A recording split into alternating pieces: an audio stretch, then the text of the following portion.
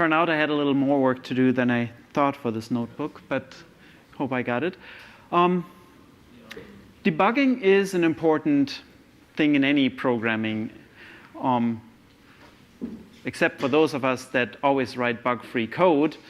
Yeah.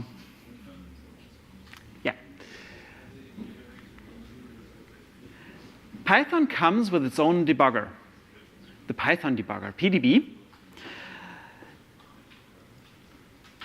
Who has used GDB before? GDB is a user-friendly graphical user interface to a debugger compared to PDB.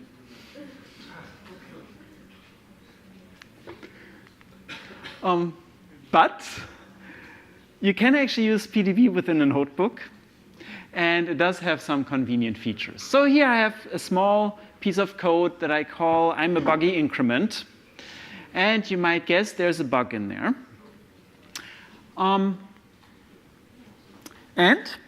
if you run that cell later, it will throw an exception. If you then call debug on that exception, it will actually show you where it happened and put you into debug modus, which allows you to inspect the variables, for example. There are more convenient ways to debug Python codes. They use PDB in the background. One that I really like is PewDB. It is from the same guy that also wrote PyCuda and PyOpenCL, Andreas Klöckner. And it's a terminal-based IDE, but it's actually very nice, and you'll try it out later. And as I mentioned, one of my feature requirements for an IDE actually was that it supports debugging. So that's what I do if I'm not on a remote system. Then I actually just use my IDE that I'm in right now. When you do the notebook, I actually ask you to do some debugging within the terminal. And after the coffee break, I'll show you again how to get a terminal. But the terminal does not have the environment of our kernel. So you were starting the HPC Python kernel to get the right modules. To do that in the terminal, you actually have to use a source, HPC Pi 18. Remote debugging is possible, as we talked about earlier already. PyDev Wing Personal actually supports it as well.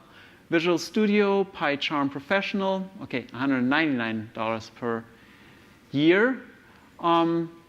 Or you can use the PDVSD module with both Visual Studio and Visual Studio Code for remote debugging.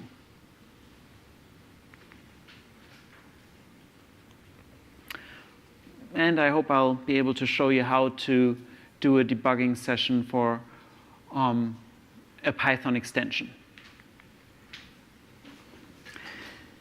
Now, in the particular example that we had up there, I have an if statement, and a general philosophy in Python is it's better to ask for forgiveness than for permission.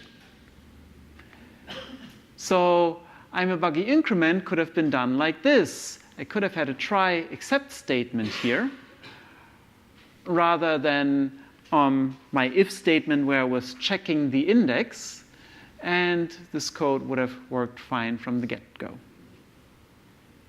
And it turns out it can also be faster to do it this way than having an if statement, especially one that's repeated frequently.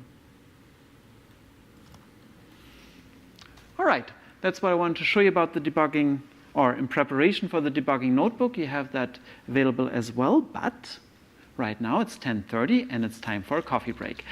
This is a short coffee break, I should warn you. It'll only be 15 minutes, so get in line for your coffee quickly.